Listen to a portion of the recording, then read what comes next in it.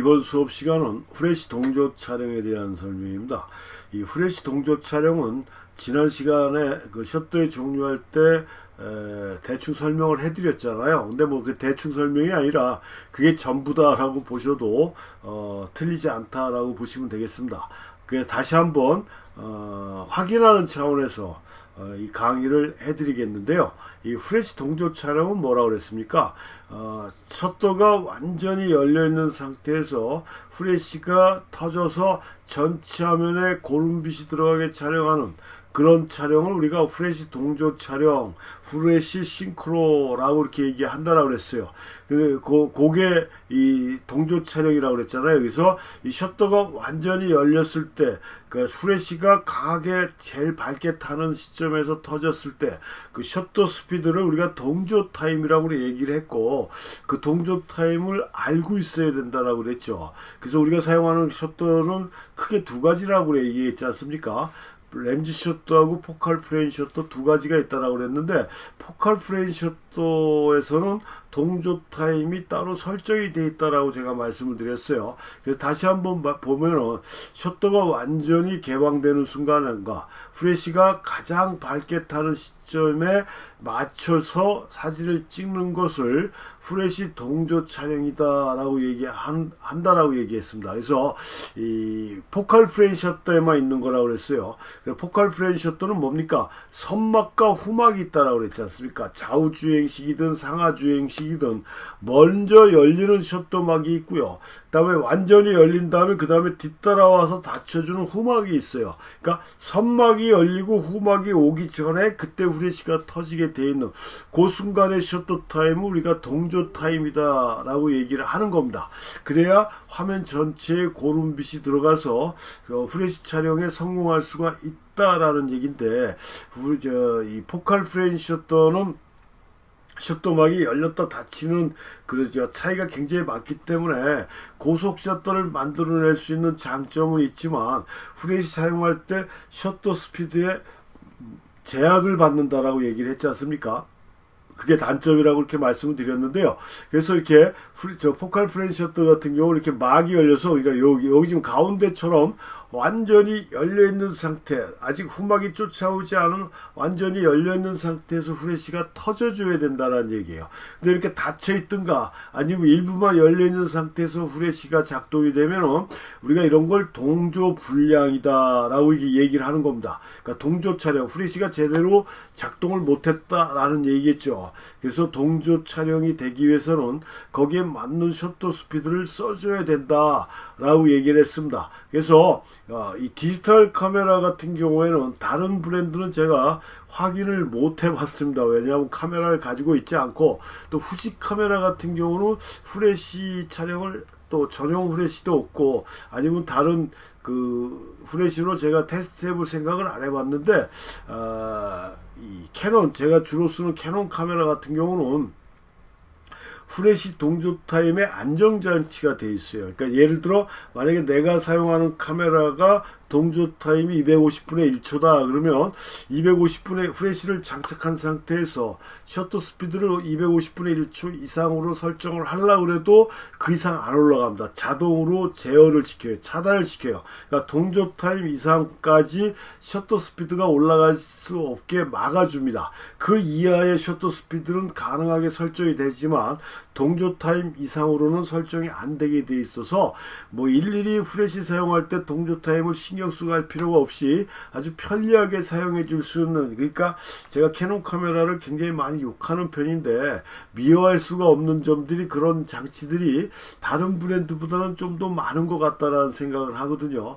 그렇게 해서 좀 편리하게 사용해 줄 수가 있고, 그렇지만 디지털 카메라는 그렇게 안전장치가 있든가, 다른 브랜드는 제가 잘 확인을 못한다고 그랬습니다. 그래서 만약에 자기가 사용하는 카메라가 뭐 니콘이나 소니나 후지다 그럴 때는 그 동조 타임이 셔터 스피드가 얼마나 되는지를 꼭 확인을 하셔야 되는 거고, 안전장치가 있어서 그 이상 통제가 되는지, 그러니까 동조 타임 이상으로 설정이 안 되게 막아놨는지도 거기까지도 확인을 하시고 후레쉬 촬영을 해주시는 게 좋다. 그걸 등한시해 버리면 촬영에 그 실수를 할 수가 있다는 얘기입니다. 그게 무슨 얘기냐면 이거거든요.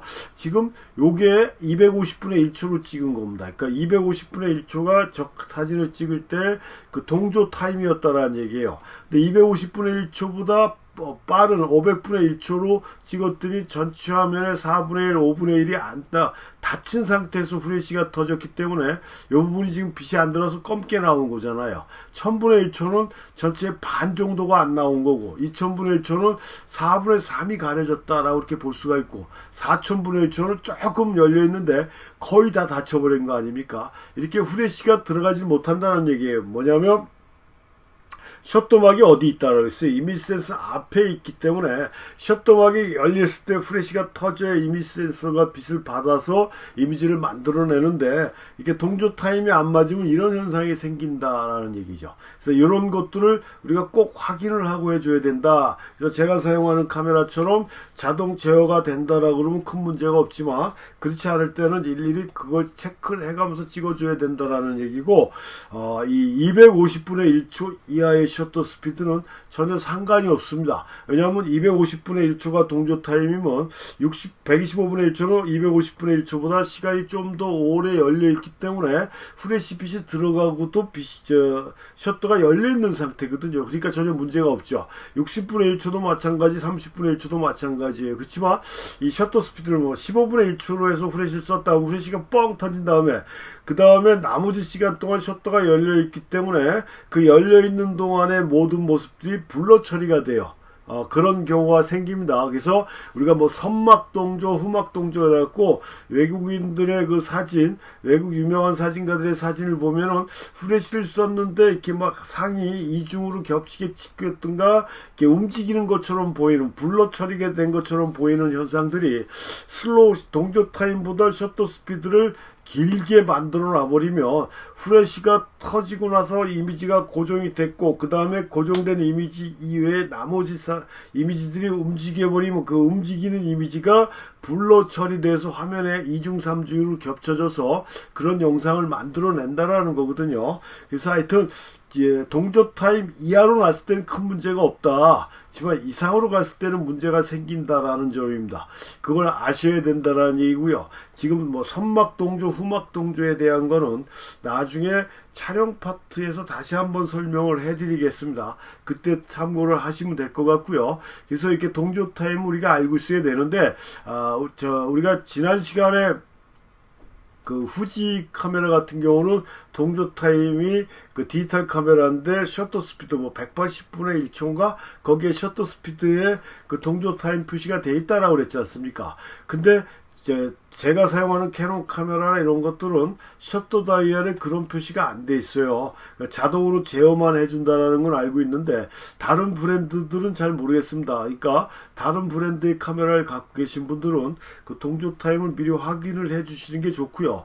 그래서 이 기계식 카메라에도 카메라마다 통일되어 있지 않아요. 브랜드나 그 다음에 카메라 종류나 이런 거 상관없이 통일되어 있지가 않고 다 표시 방법이 틀립니다. 지금 여기 왼쪽에 있는 카메라 같은 경우는 아날로그 카메라인데 캐논 뉴 F1이라는 카메라인데 여기에는 얘는 지금 번개 표시가 따로 돼 있어요. 최저 셔터 스피드가 8초인데 8초 밑에 번개 표시가 되어 있습니다. 그러니까 후레쉬를 사용할 때는 이 번개 표시에 맞춰줘야 후레쉬 동조 촬영이 된다라는 얘기입니다. 그 후레쉬만 되어 있기 때문에 이게 지금 동조 타임이 몇 분의 몇 초인지를 모르겠지만 이 뉴 F1의 셔터 방식도 좌우 주행식이기 때문에 지가 빨라야 125분의 1초일 겁니다. 아니면 60분의 1초라든가. 그래서 하여튼 요 둘 중에 하나인데 이렇게 번개 표시로 돼 있다. 그 다음에 요거 같은 경우 지금 니콘의 그 F2 카메라의 셔터 다이얼 모습인데요. 60분의 1초나 125분의 1초 중간에 이렇게 빨간 선이 돼 있지 않습니까? 요게 동조 타임이에요. 요게 여기다 놓고 후레쉬를 써줘야 된다는 얘기입니다. 이렇게 카메라마다 표시하는 방법이 틀려요. 어떤 거는 숫자 옆에 번개 표시를 했다든가 아니면 셔터 스피드 다이얼을 빨간 색깔로 특이다. 다른 건 다 하얀데 그거만 빨간색으로 색칠을 해놨다든가 이런 식으로 표시를 해서 따라서 거기에 맞는 동조 타임을 설정을 해서 후레쉬를 쓸 수 있게끔 그 상기시켜 주는 거죠. 그렇게 돼 있다라는 점. 그래서 후레쉬를 사용할 때는 동조 타임을 꼭 알아야 된다. 앞부분에서도 강조했듯이 그걸 이해를 하셔야 되고, 자동 제어가 되는지까지 확인해서 만약에 자동 제어가 되지 않는다라고 그러면 스스로가 동조 타임 이상으로 놓지 않아야 된다라는 점을 명심하셔야지 후레쉬 촬영할 때 실패를 보지 않는다라는 점이고요. 렌즈 셔터에서는 제가 지난 시간에도 말씀드렸지만 그 동조 타임이 따로 없다라고 그랬습니다. 왜냐하면 중앙에서 주변부로 원형으로 열렸다 닫히기 때문에 빛의 양만, 그 후레쉬 촬영 같은 경우는 동조 타임은 정해져 있기 때문에 노출을 뭘로 맞춥니까? 조리개로 맞추는 거거든요. 이 조리개로 뭐 조여준다든가 열어준다든가 해서 빛의 양을 조절해 주는 거라, 이 렌즈 셔터 방식은 그 동조 타입이 따로 없기 때문에 노출만 맞춰주면 어떤 셔터 스피드에서든지 후레쉬 촬영이 가능하다. 왜? 중앙으로 동심원 상황, 그러니까 원형으로 열렸다 닫히는 상황이기 때문에 구멍이 작게 열려 있는 상태에서도 중앙으로 들어간 빛이 확산이 돼서 전체적으로 그 고른 빛을 분산시켜줘 갖고 정확한 노출을 만들어 주는 것이라, 렌즈 셔터는 그런 면에서 편리하다. 단 뭐가 문제라고 그랬습니까? 하이 스피드를 낼 수 없는 게 문제라고 얘기를 했습니다. 그래서 이렇게 촬영하는 걸 우리가 후레쉬 동조라고 그러는데, 요즘은 후레쉬 촬영을 많이들 안 하고 계세요. 그 이유야 뭐 당연하겠지만 디지털 카메라는 감도를 자유자재로 조절이 가능하기 때문에 후레쉬를 쓴다라는 게 뭡니까? 그 빛의 양이 모자라서 촬영해서 보조광으로 써주는 거라든가 주광으로 사용해주는 그 인공 광원이잖아요. 그렇지만 디지털 카메라 같은 경우는 광원이 약하다 싶으면 감도를 올려주면 어느 정도 보충이 되기 때문에 후레쉬를 써야 되겠다라는 생각들을 미처 못하는 경우가 많은데, 나중에 후레쉬 촬영 파트에서도 설명해 드리겠지만, 후레쉬를 다양한 목적으로 사용한다라고 그러면 여러분들의 사진을 표현하는 범위가 훨씬 더 풍부해지고 넓어질 수가 있다. 그래서 후레쉬는 이렇게 무시할 액세서리가 아니라 우리가 자주 애용해 줘야 될 그런 액세서리가 후레쉬다라는 점을 말씀드리면서 수업을 마치겠습니다.